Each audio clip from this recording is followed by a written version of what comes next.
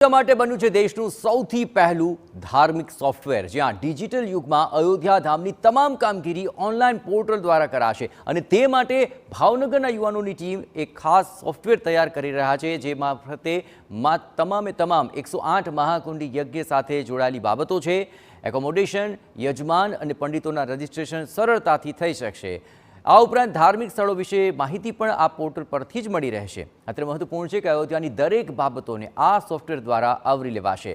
તો ગુજરાતના યુવાનોએ સોફ્ટવેર દ્વારા યોગદાન આપીને શ્રીરામના મહાયજ્ઞમાં ડિજિટલ આહુતિ આપી છે.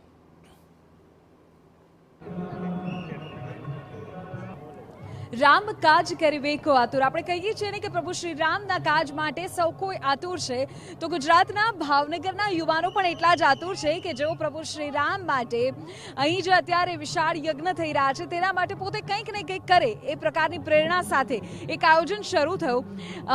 મને નીરુભાઈ કહો કે કયું આયોજન કે જે તમે લગભગ 90 દિવસ પહેલા શરૂ કર્યું, ભગવાન રામ માટે એ આખું ડેડિકેટ કર્યું, જરા જણાવો. ઓકે, એ અહીંયા એક રામભદ્રાચાર્યજીનો અમૃત મહોત્સવ ચાલી રહ્યો છે 14 તારીખથી 22 તારીખ સુધી, અને એ સ્પેશિયલી પ્રાણ પ્રતિષ્ઠા મહોત્સવ છે, તો એને ડેડિકેટેડ છે. અને આપને કદાચ ખ્યાલ જ હશે કે રામભદ્રાચાર્યજીનું અનુદાન બહુ જ મોટું છે આની માટે.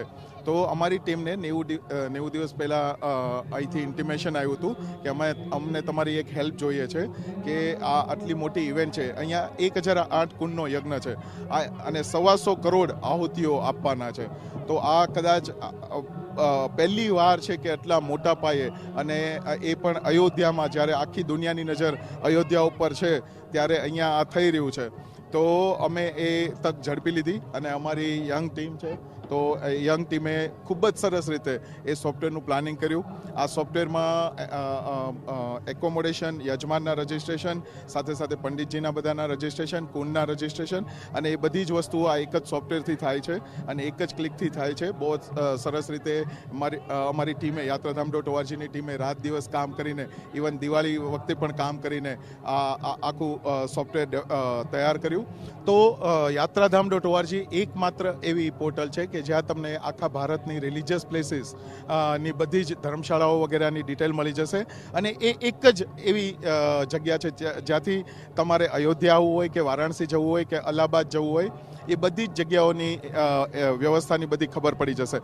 સાથે સાથે અમને ખબર છે કે, અને આપ પણ જાણો છો કે અહીંયા ખૂબ જ રશ આવવાનો છે, તો અમારી એક ટીમ અત્યારે અયોધ્યામાં ગ્રાઉન્ડ લેવલ પર બધી જ ધર્મશાળાઓમાં જઈ રહી છે. ત્યાંની વ્યવસ્થા કેવી છે, આવનારા સમયમાં જ્યારે એટલી બધી ભીડ આવશે તો એ લોકો કેવી રીતે એનું મેનેજમેન્ટ કરશે, કેવી રીતે થઈ રહ્યું છે, એ લોકો પણ સાથે સાથે વિકાસ કરી રહ્યા છે, એ લોકોનું પણ ઇન્ફ્રાસ્ટ્રક્ચર ડેવલપ કરી રહ્યા છે. તો આ એક ખૂબ જ સ્પીડથી બધું થઈ રહ્યું છે. તો અમારી માટે પણ એ જ સ્પીડે અમે પણ કામ કરી રહ્યા છીએ કે લોકો આવે, એ લોકોને મિનિમમ તકલીફ પડે. અને કંટ્રોલ રૂમ રેડી થયો છે, અને મને જ્યાં સુધી ખ્યાલ છે ભાવનગરથી તમે આખું હેન્ડલિંગ કરો છો અત્યારે. હા મેડમ, આ એક બીજી ખાસિયત છે કે આવી ધાર્મિક પ્રવૃત્તિ છે અને એનું પણ અમે ઓફશોર કર્યું છે કે અહીંયા બધાને ખબર છે કે અહીંયા અયોધ્યામાં અત્યારે રહેવું અને બધા માટે બહુ જ મુશ્કેલ છે. તો અહીંયા અમારી એક નાની ટીમ છે, પણ અમારી મોટી ટીમ જે 24 કલાક ભાવનગરથી આને સપોર્ટ કરે છે.